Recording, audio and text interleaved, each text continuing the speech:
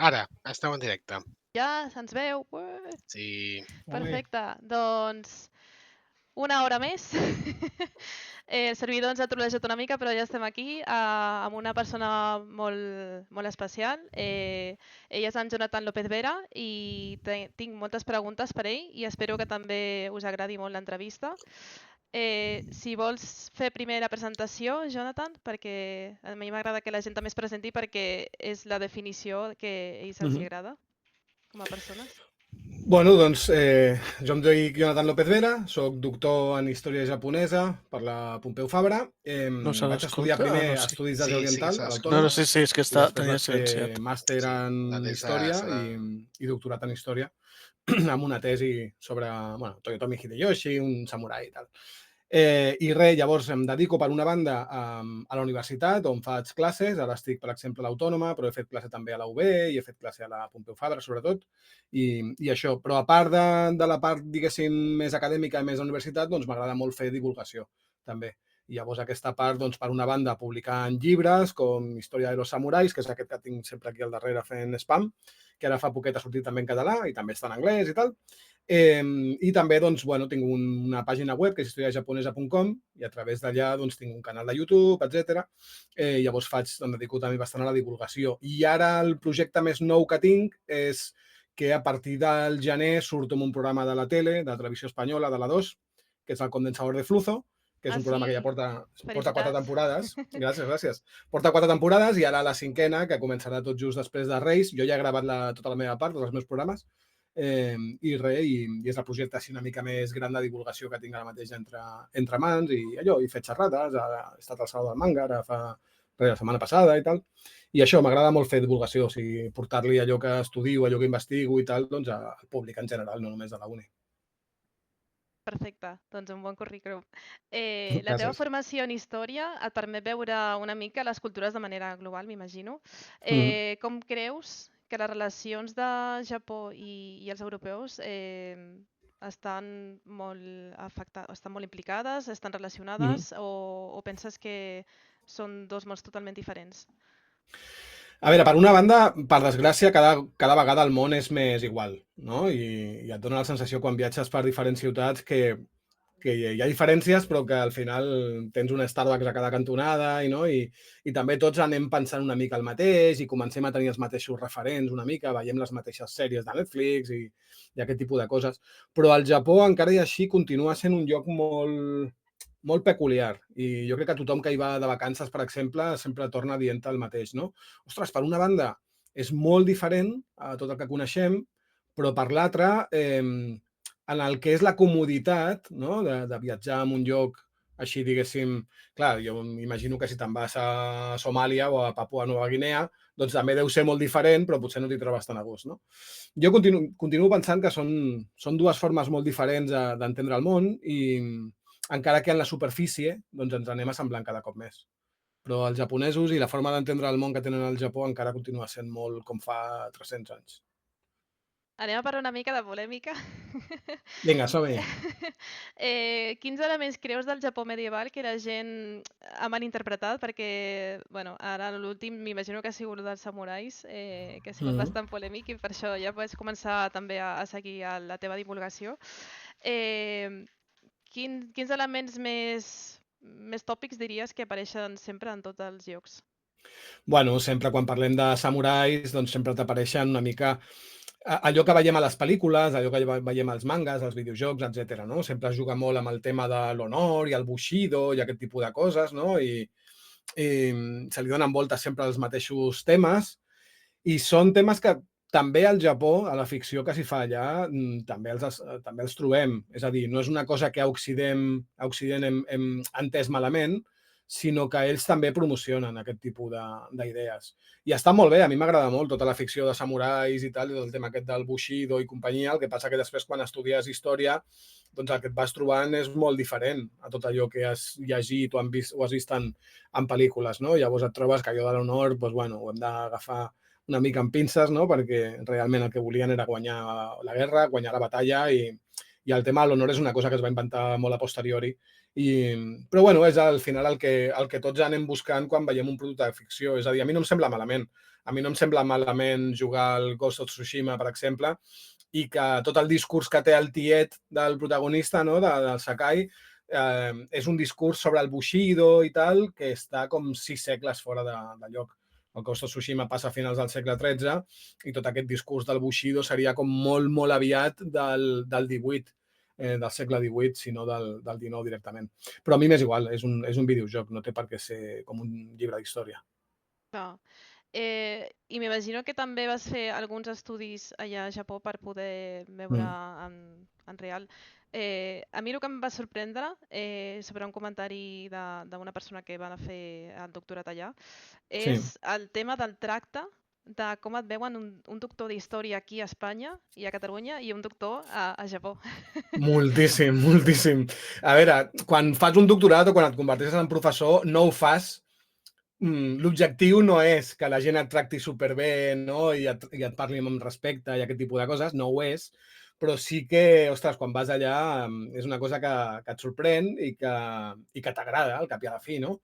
Realment allà, el de posar-te la paraula o el sufix sencer després del nom, realment et tracten molt bé, et tracten d'una manera molt venerable. M'ho he trobat també en un viatge que vaig fer per Panamà i Cuba, també passava una mica el mateix.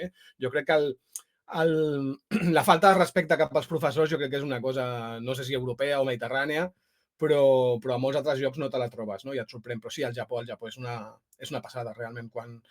Jo hi he anat com a estudiant, hi he anat de vacances, etc, però des de que soc professor i he començat a anar allà, ara al febrer d'aquest any vaig estar i ara al maig del proper també hi aniré, realment és una cosa que et xoca i que després quan tornes, no, t'acostumes una mica a estar allà i després tornes i aquí em sembla que ets una mica com un pringat, no? I en canvi allà... Sí, allà se't té un respecte i com una consideració, una veneració, que realment és fàcil acostumar-se. Fins i tot també, no sé quina beca era, segurament, no vull dir noms perquè segurament totes les beques deuen ser molt diferents, però un amic meu em va dir això, que va anar cap allà i li pagaven el vol d'anada de la seva parella també, l'ajudaven a buscar pis, és tot allò que es fan aquí a Espanya. Sí, segurament seria una Monbusho, que és la Monbukagakusho, però li diem Monbusho, que és una beca del Ministeri i està ben pagada i molt ben... Però vaja, en general, qualsevol beca que sigui d'una institució japonesa és bastant envejable, diríem. I en la web m'imagino que deu ser una mica difícil a l'hora d'anar actualitzant constantment. Consideres que és una plataforma didàctica que es va actualitzant cada any amb coses noves? Com fas la... La web va començar amb un enfoc, perquè clar, jo la vaig començar el 2011. Llavors, clar, internet era una cosa al 2011 i és una cosa molt diferent ara. Llavors jo la vaig començar un estiu quan estava estudiant la carrera, una mica perquè tenia treballs de la carrera que havien tingut molt bona nota i jo pensava, ostres, doncs potser a algú li interessen, no? I llavors I també com una forma d'obligar-me a mi a escriure textos i tal, però al principi eren textos, o sigui, eren entrades, eren articles, encara hi són. El que passa és que segons van anant passant els anys vaig veure que cada cop es llegia menys, no? Ja crec que és una tendència generalitzada. Fa 15 anys hi havia molts blogs, no? Blogs amb B alta, i després la gent va passar més al vídeo, no? I llavors vaig veure que ja les entrades pràcticament no es llegien i quan em feia alguna cosa en vídeo, alguna coseta així, tenia més impacte. Llavors és quan vaig abandonar els articles escrits, encara estan allà penjats per si a algú els hi fa falta, però no hi poso de nous des de fa ja anys, i llavors em vaig passar més al format vídeo. Vaig començar a fer més vídeos a YouTube, uns vídeos més llargs que anomeno cafetons, que al principi els feia només en castellà, després els vaig repetir tots en català i després els he deixat de fer en castellà i només els faig en català amb subtítols en castellà per qui vulgui. I després vaig fer un altre format de vídeo que és encara més curtet, que són els expressos, que són més curtets, són de 7, 8, 10 minuts com a molt, explicant altres coses. I en aquest sentit, sí, es va actualitzant perquè cada cop que faig un vídeo nou doncs també el poso, a part de que està al canal de YouTube, també el poso dins de la web i també em vaig actualitzant. Aquesta web, que és historiajaponesa.com, està pràcticament com enganxada amb una altra que és jonathanlopezvera.com, que és la meva personal. Llavors, depèn de quines seccions estan en una o en l'altra. I, per exemple, vaig actualitzant l'agenda. Aquesta entrevista que estem fent ara, per exemple, surt a l'agenda de la meva web. Tot el que vaig fent ho vaig posant allà i vaig posant enllaç després doncs, perquè la gent ho pugui tornar a veure o sentir. Llavors sí, la treballo bastant en aquest sentit, intento que estigui actualitzada. Ens vas comentar que ja estàs en postdoctoral, perdona. Quines línies estàs seguint ara mateix d'actuació? Estàs fent algun tipus d'investigació o ja directament estàs enfocat en divulgació? Doncs mira, vaig estar 2 anys, tot el 2022 i 2023, que per un tema de la postdoc que estava fent llavors, pel grup de recerca amb el que estava fent aquella postdoc, vaig haver de canviar una mica la meva línia de recerca i vaig tocar més temes del segle XIX, de com els últims samurais, diguéssim, es reconverteixen en els polítics ja de corbata, no? Però quan aquesta postdoc va acabar, doncs ara estic retornant al meu tema, que és més el tema del contacte Japó-Europa en el segle XVI-XVII. I sobretot, quan vaig fer la tesi, clar, tu la tesi al final t'has de cenyir, no? T'has de limitar una mica el tema del que estàs parlant, però quan fas tota la recerca, clar, la meva tesi jo m'hi vaig estar 4 anys i mig. Quan fas tota la recerca per fer la tesi, et vas trobant amb temes una mica com paral·lels, no? Temes que vas veient que dius, hòstia, no m'hi puc ficar en aquest tema perquè si no, no acabaré mai la tesi, no? Jo estic per aquest camí, no? I te'l deixes allà com apuntat. Quan tingui un momentet em vull posar. Tornar a investigar. Clar, exacte. Vas deixant allà com camins oberts que algun dia intentes reprendre.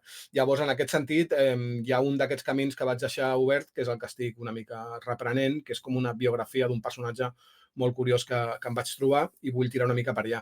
Però per l'altra banda també, clar, també t'ocupa molt de temps doncs, la docència, que estic fent a la universitat, et treu molt de temps. Ara també que he estat el mes de novembre i la primera setmana de desembre ha estat un infern, no, perquè ha estat una cosa molt agradable. Clar, a vegades vas fins al coll de feina i vas molt estressat, però dius, ostres, tot el que estic fent és genial, no? Doncs m'ha passat una mica, que he estat amb les gravacions del programa aquest de tele que et deia i anant a Madrid i tal, i llavors ha estat una mica estressant. Però bé, i també el tema de divulgació, tinc un parell de llibres que els tinc allà a mig a escriure, però clar, sempre hi ha alguna cosa més urgent que es fica pel mig i els has de deixar una miqueta parats. Però vaja, algun dia els acabaré. I clar, per la gent que està escoltant-nos, quants llibres has publicat a part de l'últim que ens has mencionat? Ho podem trobar tot a la web, m'imagino. Sí, està tot allà. Jo tinc el llibre, diguéssim, més important o que fa més temps que tinc i que s'ha venut més, etc. és Història de los samurais. Que aquesta Història dels samurais està en castellà, està en 2 edicions diferents, la de Satori i la d'Alianza. Després, aquest llibre va ser publicat en anglès i ara fa poc ha estat publicat en català. O sigui, sembla com que siguin 4 llibres, però realment és el mateix. Després tinc un que és més... I aquest de Història dels samurais és per públic general. És a dir, ho pot llegir tothom que li interessi el tema dels samurais, allà el té. Després tinc un altre que es diu Toyotomi Hideyoshi y los europeos, que aquest és una miqueta més dens i més... perquè aquest és la conversió a llibre de la meva tesi doctoral. Llavors, clar, és una cosa més acadèmica, amb notes a peu de pàgina. Si no estàs acostumat, doncs potser et pot semblar una miqueta més fàcil. Investigació. Sí, exacte, amb fonts primàries, és un altre tema. I llavors ara fa poquet, fa el mes passat o l'altre, hem tret un altre llibre que l'hem fet conjuntament amb l'Oriol Estrada, que es diu Samurai Pop. Oriol Estrada a xarxes és el Capitán Urias, que potser el coneixen més així. Llavors hem fet un llibre a 4 mans, encara que sempre dic que 3 són d'ell i només una és meva, perquè el seu contingut és més... que es diu Samurai Pop i està molt relacionat amb sèries, pel·lícules, videojocs que tinguin a veure amb els samurais. Llavors ell ha fet com una fitxa de molts d'aquests productes, hi ha un fotimer, els hem ordenat cronològicament i llavors jo he anat afegint com unes notes històriques, diguéssim, explicant de cada període de la història japonesa doncs una mica les característiques principals i llavors venen totes les fitxes que ha fet ell. I una mica així. Aquest acaba de sortir ara fa res, a l'octubre. En els videojocs, l'últim tema va ser d'Assassin's Creed, que va ser bastant polèmic a les xarxes. Molt. I no ha sortit encara, Penses que és per ignorància? Penses que és per... potser que la gent té els tòpics que dèiem abans o per què és? Home, en el cas de l'Assassin's Creed aquí va haver molt racisme, o sigui, diguem-ho clar. Jo vaig veure aquella tarda, el tràiler, no? A finals de maig va ser, quan van anunciar que hi hauria el tràiler. Clar, ho vaig mirar amb molt d'interès, primer perquè la sèrie Assassin's Creed m'agrada. No és que els hagi jugat tots, però he jugat uns quants i clar, jo crec que tots els que hem jugat a Assassin's Creed hem pensat que estaria bé un en el Japó dels samurais, no? Perquè realment li pega molt. Llavors jo m'ho vaig mirar i tal, a veure què tal, I, clar, quan vaig veure que sortia un samurai negre, un samurai africà, que ja vaig saber qui era Yasuke, primer vaig pensar, hòstia, que guai, no? Yasuke Perquè és un és el personatge... nom que li han posat o és el nom que portava? És el nom de veritat. És un nom que li van posar al Japó, i no sabem exactament com es deia abans d'arribar al Japó, però és el nom que li van posar al Japó. Llavors, quan el vaig veure, és un personatge històric, real, que de fet surt de la meva tesi doctoral, o sigui, és plenament del meu tema. Primer vaig pensar, hòstia, que xulo, perquè és un personatge molt guapo, jo què sé, un samurai africà, és que el concepte ja és prou sorprenent com perquè sigui interessant. I el segon que vaig pensar va ser, uah, es liarà perquè tindrem els de sempre, els que es queixen quan un personatge és una dona, els que es queixen quan el God of War posen a Thor així gordote i tal, doncs també es queixen perquè ells estan acostumats a les pel·lis de Marvel i el volen així, els de sempre. I llavors vaig pensar, ja es liarà. I sí, aquella mateixa tarda ja a Twitter ja vaig començar a veure coses, el dia següent vaig fer un petit vídeo, o sigui, jo vaig pensar, d'aquí uns dies faig un vídeo explicant una mica bé, no? Però clar, es va liar tan ràpid que vaig pensar, el dia següent al matí vaig dir, mira, vaig a fer un vídeo curtet per Twitter, només deixant clares 2 o 3 coses i ja ho reprendré. Doncs aquell vídeo és el meu màxim hit a internet, perquè va ser un vídeo de Twitter que va tenir, en cosa d'una setmana, va tenir 500.000 Mig de milió? visualitzacions. Déu-n'hi-do. Mig puto milió. I perquè al final el vaig silenciar. Perquè no podia seguir tot el que se'm deia i tal, la majoria dolent, i no em podia ficar en totes les discussions que sortien i ho vaig tancar, si no encara tindria més visualitzacions. Ja, nosaltres abans hem parlat d'Assassin's Creed en els directes anteriors i hem vist, clar, que l'evolució dels Assassin's Creed també és a nivell de com van integrant les coses. Al principi, els primers jocs, directament tu toques un Assassin's Creed el que et toca i ja està.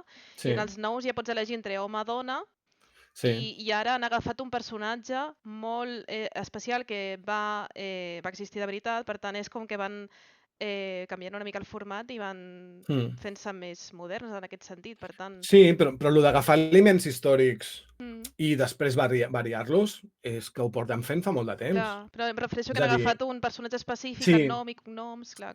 sí, correcte. Fins ara que jo sàpiga, el personatge que tu portaves era fictici, no? I et anaves trobant correcte. doncs, amb George Washington, amb Lincoln, et anaves trobant amb... Estic parlant ara del darrer que vaig jugar. Sí. Et anaves trobant amb gent i llavors el que feien era com més o menys històric, no? Doncs te'l trobaves a tal batalla. Doncs sí, si ho buscaves, aquella batalla es va produir en aquell any i ja estava George Washington. Vale, ok.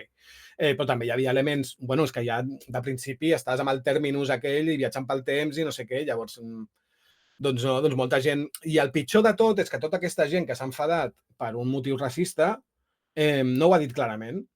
És a dir, digue-ho, digues que és racista i que no et sents identificat jugant en un joc amb algú africà. Digue-ho i ja està, però no comencis a posar excuses de no, és que això no té veracitat històrica perquè Yasuke al principi deien no va existir, quan ja es van adonar que sí. Clar, per això deia una mica d'ignorància també, no? Sí, d'ignorància i de recórrer a mirar la Viquipèdia directament i d'allà treure ja conclusions, recórrer allò que ha dit un altre tio que has llegit a Twitter, és a dir, recórrer tot allò que recolza el que tu vols dir, que és que no vols que el protagonista sigui negre. I ja està. Llavors, diguem les coses pel seu nom. Doncs jo crec que és això que comentava, el fer un personatge amb nom i cognom, doncs això també és com més atractiu, no? O sigui, és com que han evolucionat i han posat ja els següents assassins, m'imagino que també agafaran personatges també històrics. Clar, vull dir que és i deien, és que aquest personatge és una excepció, no podien haver posat un japonès? Ostres, tens 50.000 milions de videojocs i de pel·lícules de samurais on el personatge protagonista és un japonès, és lo lògic. Hòstia, per una vegada, i ara han anunciat el Ghost of Yotei, i la protagonista és una dona. També. Clar, és que al final són els mateixos, sempre. No sé si has pogut veure una mica, clar, amb els tràilers no sé si donarà molt de temps, però la veracitat dels trajes, no sé si has pogut veure alguna cosa. Del Ghost of Yotei o del Tsushima? Ai, de l'Assassin's Creed. Bueno, he pogut veure poqueta cosa, però és bastant... Tot el que he vist, jo ho he vist bastant bé, sobretot perquè l'època aquella que ens estan explicant amb aquest Assassin's Creed és l'època típica en la que es situen la majoria de pel·lícules, videojocs, etc. És a dir, si ens anem al Ghost of Tsushima, que és de finals del segle XIII, la història, allà sí que hi ha moltes coses que no quadren. Per què? Perquè ens han posat una cosa estereotípica dels samurais però En una altra l'estereotip que època. nosaltres, clar, l'estereotip que Mm. nosaltres coneixem és l'estereotip del segle XVI, que és aquest del Yasuke, de l'Assassin's Creed. I en canvi amb el Ghost of Tsushima està fora de temps. Però amb aquest no he vist res estrany. De fet, he vist coses que m'han agradat, per exemple, que l'armadura del protagonista, del Yasuke, porta com unes banyes grans de toro, i això és perquè a la crònica oficial de Nobunaga, quan el descriuen, i això en un document d'arxiu, quan el descriuen, diuen que era un noi d'uns 26-27 anys, gran i negre com un bou. I llavors això no és I, casual. i Han també posat... vaig... Sí, sí, sí. I també vaig llegir algú de que... No sé si això surt en la història o en el joc. Ara no hi caic, però no vaig llegir algú de que el van demanar que es fiqués dintre l'aigua. Bueno, el van estar netejant. Sí, quan els jesuïtes el van portar davant d'Oda Nobunaga, que era un gran senyor samurai, ell no havia vist mai una persona de color negre i llavors pensava, aquests m'estan enganyant, no? Que l'han pintat o alguna cosa. I llavors ell ja tenia preparat allà com uns sabons i uns olis i uns ungüents i llavors va Per demanar que el provar. desvestissin i van estar allà frotant el pobre nano fins que van veure que jo no marxava, que és que el tio era d'aquest color. I llavors és quan ell va quedar tan al·lucinat que li va demanar als jesuïtes que es quedés amb ell. I a partir d'aquell Clar, moment va ser quan es va quedar amb ell i va ser samurai. està aquest tema i després està el tema de com va arribar fins al Japó, no? Mm. I també que es va decidir quedar i... Sí, era un esclau. Ell era... Els portuguesos, per anar al Japó, el que feien era fer tota la volta a l'Àfrica. Des d'allà passaven per Moçambic i tal, allà creuaven fins a Índia i ja continuaven cap al Japó, cap a la Xina, cap on fos. Doncs llavors, quan passaven per Angola, sobretot quan passaven per la zona de Moçambic, doncs moltes vegades agafaven gent d'allà, no? Esclaus d'allà que compraven, i se'ls emportaven amb ells com a servents, no? Per carregar caixes, pel que fos. I aquest Yasuke era un d'ells. Va acompanyar un jesuïta que es deia Alessandro Balignano, que era com el jefe de tots els jesuïtes de l'Àsia, i el va acompanyar amb el seu viatge al Japó, el 1579. I llavors, com que a la illa de Kyushu, la illa més al sud, diguéssim, de les principals del Japó, allà ja estaven acostumats a veure africans, perquè hi havia més esclaus dels europeus. Però com que aquest Alessandro Balignano, aquest jesuïta, va viatjar fins a la capital, fins a Kyoto, per entrevistar-se amb Oda Nobunaga, a Kyoto no havien vist gent africana. Llavors allà van al·lucinar. I a més és que el Yasuke en qüestió feia com 1,90 m, 1,80 m pico, 1,90 m. I en aquell moment al Japó l'alçada mitjana era de 1,5 m. Llavors, clar, cridava molt l'atenció, molt l'atenció. Parlem sobre les xarxes que has comentat abans. Clar, hi ha crítiques que poden sortir bé sigui de persones que ho fan des de la pròpia ignorància o bé intentant debatir.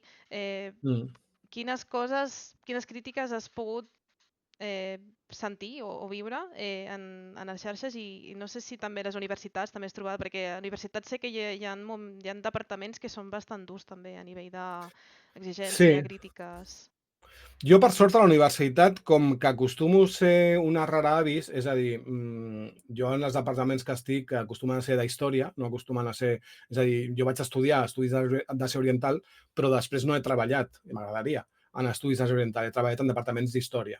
Llavors soc sempre una mica el tio raro que es dedica al Japó i tal. I com que normalment no hi ha ningú més que sàpiga d'aquests temes, doncs a mi per aquesta banda no se'm critica. Suposo que una mica doncs ell sabrà, no? I ja està. A xarxes és un altre tema. A xarxes, lògicament... De fet, a la universitat no m'importaria tant que se'm critiqués, perquè m'estaria criticant algú que també té estudis i tal i qual. En canvi, a les xarxes doncs t'hi trobes de tot, no? Sí, jo potser les discussions, fins que ha arribat el tema Assassin's Creed, les meves discussions a internet sempre eren pel tema dels ninjas. Sempre.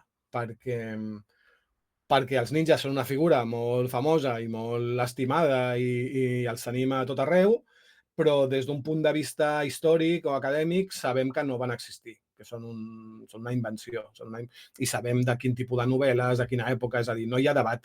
És una cosa... Però, clar, fora de l'acadèmia, doncs molta gent que li interessa el Japó, que creu que sap del Japó, creu que sap d'aquestes coses, doncs et diu que sí que van existir, no et poden donar cap prova ni cap res, perquè no n'hi ha, perquè és que no van existir. I llavors jo, tots els pollastres que havia tingut sempre a internet havien estat per això, perquè tinc algun article i algun vídeo a YouTube, un dels vídeos més vistos, fins que ha arribat la sèrie Shogun, que llavors el va desbancar un altre vídeo sobre la sèrie Shogun. El vídeo més vist del meu canal era un explicant que els ninjas no havien existit i explicant una mica d'on surt el mite i com es va crear el personatge, no? Doncs allà amb aquell vídeo, doncs, la majoria de comentaris que tinc és de gent dient que sí, que van existir. I llavors és com, però en base a què m'ho dius? O sigui, no m'ho diguis només perquè a tu t'agradaria que existissin, a mi també, si és un personatge que m'encanta. Llavors aquest és el debat típic i hi ha gent que és que no hi ha manera de convèncer-los i ho tenen com un dogma de fe, com qui té alguna religió, no? Que no li pots discutir perquè és una cosa de fe. Doncs amb els ninjas passa una mica el mateix. Però ara, com que estan sortint tots aquests productes, no? Shogun, ja va sortir el Ghost of Tsushima ja fa uns anyets, tal, com que estan sortint molts productes de ficció, doncs et trobes de cop amb molta gent que pensa que sap del tema i llavors et discuteix coses i tu et sents una mica tonto perquè ni vols baixar al seu nivell i posar-te a discutir, que jo ho faig, ni vols fer això, ni tampoc vols deixar-lo i que ell es pensi que té la raó, perquè no la té. Perquè hi ha coses que són subjectives i són opinables, però si parlem d'història japonesa, ho sento molt. La meva opinió té més pes que la d'algú que no... I llavors et diuen que, clar, que tens titulitis, que això és fal·làcia d'autoritat, i és com, no, és que jo quan vaig al metge no li discuteixo coses, perquè el que ha estudiat medicina és ell. Doncs tu em discuteixis coses que és que són així, que no són opinables, no totes les opinions valen el mateix. Parlant dels ninjas, no sé si algú fa l'associació entre ninjutsu i ninja. No sé si... Bueno, clar, és que sí, no? per mi els ninjas existeixen a partir del moment que s'inventa el ninjutsu, perquè igual que un judoka és un practicant de judo i un karateka de karate, doncs un ninja és un practicant de ninjutsu. El que passa és que el ninjutsu es va inventar ja al segle XVIII. Clar, és més És a dir, clar, al segle XVIII, quan ja no hi havia guerres al Japó ni res, i en canvi a totes les pel·lícules, videojocs, tenim els ninjas doncs, del segle XV, al segle XIII, ficats en totes les guerres. Llavors, el que dic jo és que no van existir en l'època en què normalment se'n situen. Van existir després, quan se'ls van inventar per les novel·les, i llavors després una gent va dir, ostres, doncs això de les novel·les anem a ensenyar. Sí. Clar, i després pel·lícules, etc. I les Tortugues Ninja i el que vulguis. És un personatge genial, a mi m'encanten els ninjas, però com a personatge... El ninja Hattori, no? Em sembla també, era d'anime també, sí. El Hattori, sí, el Hattori Ninja. Clar, a mi m'encanten, però també m'encanta Son Goku i no penso que sigui de veritat. Que sàpigues que aquí en el xat també estan fent una mica el cunyat dient que sí, que Inuyasha és 100% realista, que Naruto... Inuyasha, sí. Que llavors Naruto no va passar de veritat, que es cau en mite, vull dir, estan aquí... I no anava de taronja, tampoc, no. Amb els videojocs m'imagino que també has pogut jugar a jocs que toquen aquests temes i no sé si ens podries dir quins videojocs, estigui relacionat o no estigui relacionat, són els teus preferits. Així que tinguin a veure amb el Japó, a mi el que més m'ha agradat, i crec que aquesta setmana justament s'ha anunciat que tindrà una segona part, un munt d'anys després, era un que es deia Okami, que el protagonista era un llop de color blanc, que se suposava que era la deessa Amaterasu, no? Tenia així com un vincle. Aquell videojoc m'encantava, per una banda, perquè gràficament era xulíssim, era com si fossin quadres de somier, no? de tinta d'estil japonès, i a més tu, fins i tot, molts dels trucs o dels poders que feies, els feies com pintant amb un pinzell, i a part la història està plegada, trufada de referències al folklore i a la mitologia japonesa, que si no els coneixes no passa res. Tu et deixes portar pel guió del joc i ja està. Però si els coneixes, realment tota l'estona vas dient mira, això és saps? Això és d'aquell llibre que diu que va passar això. Llavors aquell joc m'agradava moltíssim. De fet, el vaig jugar com 3 o 4 vegades, o sigui, allò rotllo cíclic, de passar-me'l i tornar a començar. M'agradava molt, molt. I ara, ja et dic, vaig veure l'altre dia que algú comentava per el Blue Sky que s'havia anunciat ara quan hi ha hagut uns premis o alguna cosa que li han donat el premi al millor joc a l'Astrobot o no sé què, crec que també les companyies anunciaven sortides noves i crec que s'ha anunciat que sortiria Okami 2, així que gran notícia. A part d'això, doncs, bé, tampoc és que sigui jo ni soc molt gamer, és a dir, jugo a videojocs, però en els darrers anys, com que tampoc tinc gaire temps, doncs els dosifico molt i a part cada vegada m'agraden més els jocs, com que tinc poquetes estones per jugar, busco més jocs senzills de jugar una estoneta i de fet fa poc he estat jugant al Princess Peach, per exemple, o aquests tipus Mario, no? Que jugues, et fas una pantalla i surts. Llavors els d'històries llargues, tipus més Ghost of Tsushima i tal, que requereixen una mica més de dedicació, els jugava fa anys, però darrerament no, ja m'agradaria, però no tinc temps. I pels qui ens estiguin escoltant, si hi ha alguna persona que es volgués iniciar en el món de la investigació, m'imagino que hi ha molts consells per donar. Com afrontaries aquest tema? Quins són els punts més importants a seguir? Jo conec sobretot la disciplina de la història, no? Que és el que em dedico jo. Aquí normalment la majoria de gent hi arriba després de fer la carrera d'història. No és imprescindible. En el meu cas, per exemple, ja ho he dit abans, jo no vaig fer la carrera d'història. Per què? Perquè a la carrera d'història pràcticament no hi surt al Japó. Surt a la Segona Guerra Mundial, no? O sigui, al moment que són els dolents, llavors sí que surten. Llavors jo en el seu dia, quan vaig veure la carrera d'història, no em va interessar. I, de fet, jo vaig estar, entre que vaig acabar l'institut i vaig començar a la universitat, van passar 13 anys. És a dir, jo fins que no va sortir la carrera d'Estudis d'Àsia Oriental no veia res a la universitat que m'interessés. A nivell de disciplina. Sí que tenia moltes ganes d'estar a la universitat i d'estudiar, però no m'interessava el que hi havia. Llavors, en el meu cas, jo el que vaig fer va ser fer Estudis d'Àsia Oriental i llavors després vaig fer com un gir i me'n vaig anar a la disciplina, en aquest cas història. No? Llavors, per fer recerca, doncs, lògicament, l'itinerari és grau, més màster, més doctorat. I en el doctorat és on fas tota la recerca, perquè el doctorat bàsicament consisteix en escriure una tesi doctoral. I la tesi doctoral ve a ser doncs, com un llibre, que la meva la tinc per aquí, són 750 pàgines, no cal que sigui tan llarga, però bàsicament el que fas és... Si quan fas la carrera tens molts treballs, no? De cada assignatura tens un treballet i tal, i després quan acabes la carrera has de fer el treball de fi de grau i penses que és una cosa superimportant i supergran i superdifícil. Quan fas el màster fas un TFM, no? I llavors dius, ostres, el TFG no era res, no? El TFM sí que és... Exacte, doncs la tesi et fa pensar que el TFM era un passeig absolut. Li dediques, doncs, depèn, hi ha gent que els fa més ràpid o més curts, però normalment diguéssim que 4 anys acostuma a ser una mica el temps mitjà, diria jo. Que m'imagino que hi ha beques de mentres, també. Clar. Hi ha dues formes de fer una tesi, de fer un doctorat, amb beca o sense beca. Si és sense beca, es complica molt el tema, perquè o tens diners que et puguin permetre d'estar 4 anys sense treballar i només dedicar-te a la tesi, tens diners o matalàs familiars, diguéssim, o alguna cosa així, perfecte. Si has de treballar i fer una tesi al mateix temps, sé de gent que ho ha fet, però complica molt la cosa. El millor és haver tingut unes notes molt bones durant el grau i durant el màster que et permetin tenir una beca predoctoral, que això vol dir que tindràs un sou per fer la tesi. Hi ha diferents beques que duren 3 anys, que duren 4, amb un sou des de 1.200 fins a 1.700, per allà s'acostumen a moure, i clar, i el teu treball és fer la tesi, i això, lògicament, doncs, et permet fer-la més relaxadament, diguéssim, no? Que també és un malson, però més relaxadament. Llavors, normalment, l'itinerari és aquest. Llavors, quan acabes la tesi, doncs ja ets doctor, en aquest cas en història, i a partir d'allà, doncs, l'itinerari normal... Clar, a ciències hi ha gent que és doctora i llavors se'n va a l'empresa privada. En el cas de les humanitats, un cop que et doctores, el pas a l'empresa privada sí està una mica més complicat, de què treballa un historiador en empresa privada. Llavors, normalment ho enfoques més cap a seguir fent recerca i fer docència a la universitat, ser profe, diguéssim, o investigador. Però per què aniria una mica el tema? I com a referents, no sé si coneixes a gent japonesa que puguis pensar que són referents a seguir, o han sigut tots de la universitat d'aquí de Catalunya? No, jo, per exemple, la meva tesi la fas normalment amb un director, no? Que és qui et guia una mica, no? És com el teu tutor, i és molt important triar-lo bé, això és un altre consell, o sigui, és algú amb què primer estaràs treballant o dirigit per ell, no? O supervisat per ell durant 4 anys o així, però després, un cop que et doctores, continues tenint un vincle amb aquella persona, no? Perquè moltes vegades, doncs, per demanar una beca, per demanar qualsevol cosa, doncs, si et demanen una carta de recomanació, doncs qui millor que el teu director de tesi, amb la qual li demanaràs.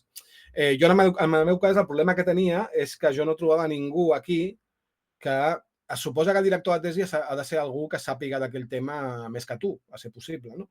I clar, el tema dels estudis japonesos aquí doncs, estava molt verd, molt nous, clar. Llavors no hi havia una figura sènior. És a dir, si d'aquí 15 anys algú vol treballar aquests temes i tal, i jo corro per la universitat, doncs, per exemple, jo podria dirigir, no? Una persona que vulgui fer alguna cosa així. Però jo no tenia aquesta figura de referència.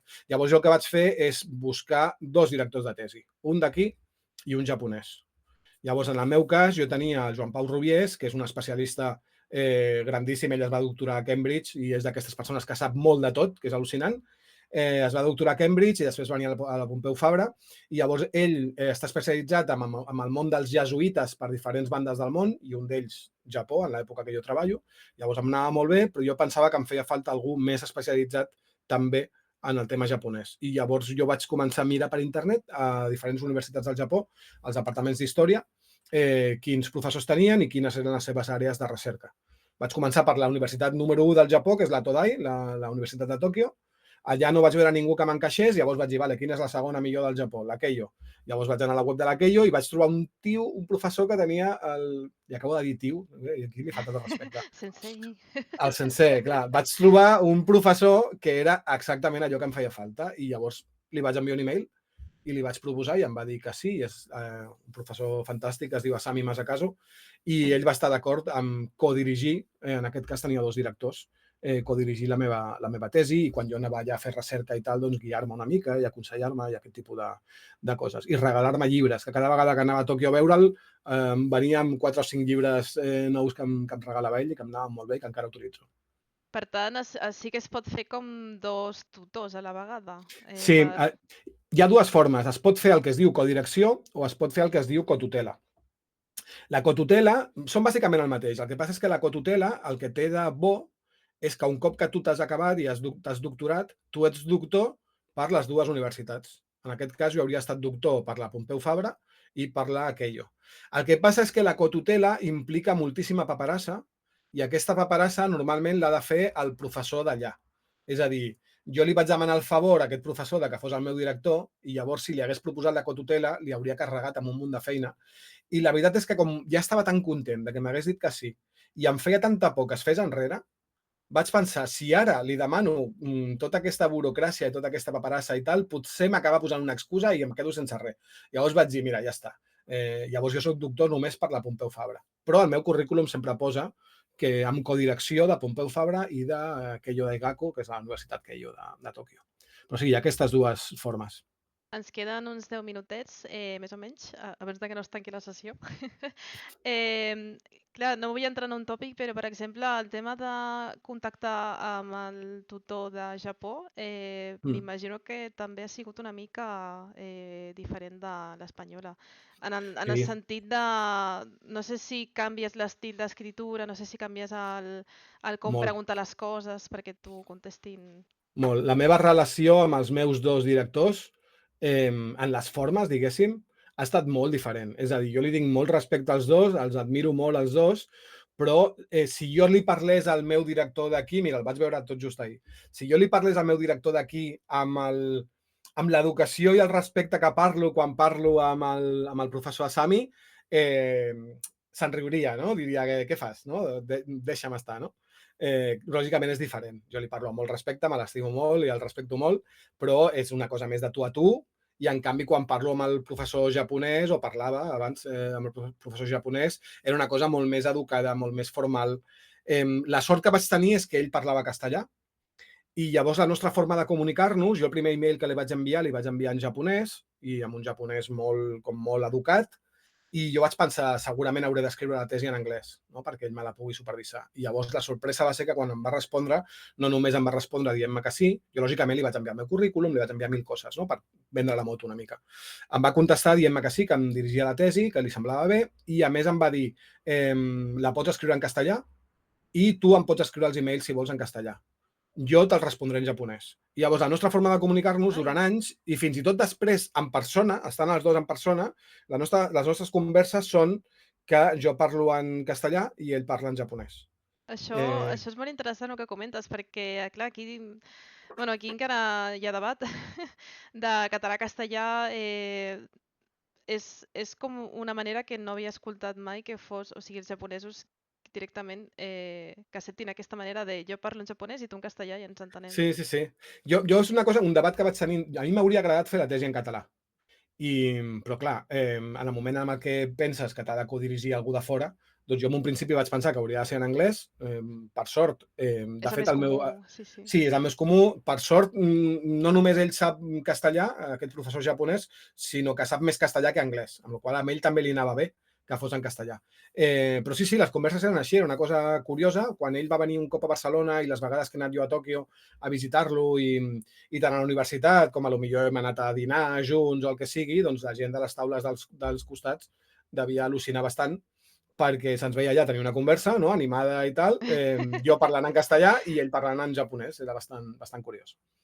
I abans, són 5 minuts abans d'acabar, quins són els personatges històrics en els que tens més estima? I, perdona, em pregunten també si quan has fet la tesis ja ho pots traduir en altres, de l'anglès al català o altres idiomes. La tesi? Bueno, sí, tu la tesi la publiques en un idioma i llavors, per exemple, si la converteixes en llibre, doncs dependrà de l'editorial. És a dir, jo la vaig publicar en castellà i després la va publicar Edicions de la UB, encara que la tesi és de la Pompeu Fabra, però no passa res, de la UB, i ells ho publiquen en castellà. Una cosa que vull fer quan pugui és mirar de publicar la meva tesi en format llibre, però en anglès, per exemple. Dependrà d'on sigui la... Igual que quan treus un llibre, tu treus un llibre i l'editorial, depenent d'on sigui, doncs et dirà en quin idioma la vol publicar i després la pot llicenciar perquè la publiqui una altra editorial en un altre idioma. Dels personatges, el que dèiem abans, quins personatges històrics penses que són més importants? Home, jo lògicament el que li tinc més estima és a Toyotomi Hideyoshi, perquè la meva tesi doctoral es diu directament així, Toyotomi Hideyoshi i Europa. Va ser un dels 3 unificadors del Japó, quan el període aquest de guerres i tal. Per situar-nos, la gent que hagi vist la sèrie Shogun o la gent que estigui preparada per l'Assassin's Creed, doncs allà a l'Assassin's Creed ens parlen de Nobunaga i a la sèrie Shogun, encara que li canvien el nom, ens parlen d'un tal Tokugawa. Doncs aquests són el d'abans i el de després del que jo dic, que és el que està al mig. De fet, a la sèrie Shogun, quan parlen d'un antic governant que s'ha mort i ha deixat el seu fill de 4 o 5 anys per governar i tal, doncs aquell que s'ha mort és el que jo dic. I és el samurai més poderós de la història. És a dir, cap líder samurai, abans o després que Hideyoshi, ha tingut els seus recursos, no? Ha tingut la seva facilitat per posar 300.000 samurais al camp de batalla. Llavors, per mi és la figura més interessant perquè, a més, ell va néixer sent pobre, ell va néixer fill d'un camperol i la gran majoria de líders samurais de la història del Japó són sempre gent ja de casa bona, no? Ja són fills de samurai, d'una gran nissaga de samurais, i en canvi aquest no, aquest era el fill d'un camperol. Per acabar, quines presentacions, no sé si segueixes presentant el llibre i tens dates per poder dir-ho aquí en directe i així... Així menys tancat tinc queda bastant, 28 i 29 de març, que vaig a Mallorca, vaig a Palma, que es fa ja un festival, el FEMA, que és Festival de Manga i Anime en català, crec que es diu. Doncs vaig allà, vaig a fer una presentació de llibre i vaig a fer una xerrada dins del festival. Això és el que està així confirmat. Després hem de fer alguna presentació més de Samurai Pop amb l'Oriol Estrada a Vic, tenim una així mig parlada, hem de fer algunes, el que passa que l'Oriol, fins que no ha passat el manga, té la seva agenda tan a petar que encara no ens hem pogut posar a mirar-ho. Però així confirmat tinc això i després tinc un congrés, un viatge a Tòquio al maig, que aprofitaré també per emportar-me la càmera i també fer contingut. Perfecte. Doncs moltíssimes gràcies per tot el que ens has explicat. També ajudarem a fer una mica de difusió sobre tot el que ens has comentat, tant a la web com també a les presentacions. Fem una petita pausa, comentar-vos un altre cop de nou que el directe és un directe benèfic, és un directe que ajuda també a arribar material a les escoles afectades pel punt més impactant del Dana. Tenim ja 635 euros i encara no ha acabat el directe, per tant, queda nit i a veure fins on arribem. No marxeu perquè fem una petita pausa i us passem amb el Ted per fer una no-hit. Gràcies. Adeu.